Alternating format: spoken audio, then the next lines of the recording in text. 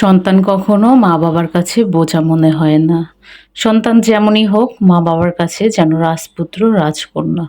Hello everyone, আসসালামু আলাইকুম। কেমন আছেন সবাই? চলে আসলাম ছোট আরেকটা মিনি ব্লগ নিয়ে। কাছে দূরে যারা আজকের ব্লগটা দেখবেন দেখার শুরুতে একটা করে লাইক দিয়ে দিবেন। সাপোর্ট করে সাথে থাকবেন নতুন নতুন ভিডিও পেতে। তো সেদিন বাসায় আর কি মেহমান আসছিল হুট করেই, তো সামান্য কিছু তাদের জন্য আয়োজন করছিলাম।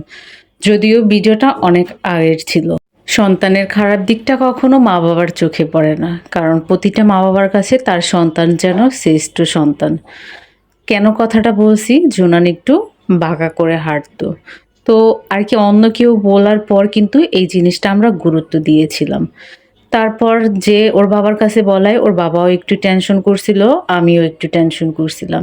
তোর বাবা বলল চলো ডাক্তার দেখাই আসি। তো যেই কথা সেই কাজ, সাথে সাথেই ওর বাবা সেদিনই আর কি সিরিয়াল কাটিয়ে ডাক্তার দেখাতে গেছি। এই যে দেখতে পারবেন তখন কিন্তু জুনান একদম ছোট ছিল, একটু বাঁকা করে হাঁটছে। তারপর ডাক্তারের চেক আপ করার পর বললো এটা কোনো সমস্যা না, এটা বড় হওয়ার সাথে সাথে ঠিক হয়ে যাবে, যেহেতু ও দ্রুত হাঁটা শিখছে এর জন্য এটা করতেছে। আর এই যে ভাইয়ের সাথে প্রচণ্ড দুষ্টামি করতেছিল, আর হিম তখন কিন্তু হিমও ছোট ছিল, আর জুনানকে পর্যাপ্ত আর কি সাপোর্ট দিতেছিল যাতে পড়ে না যায়, ব্যথা না পায়।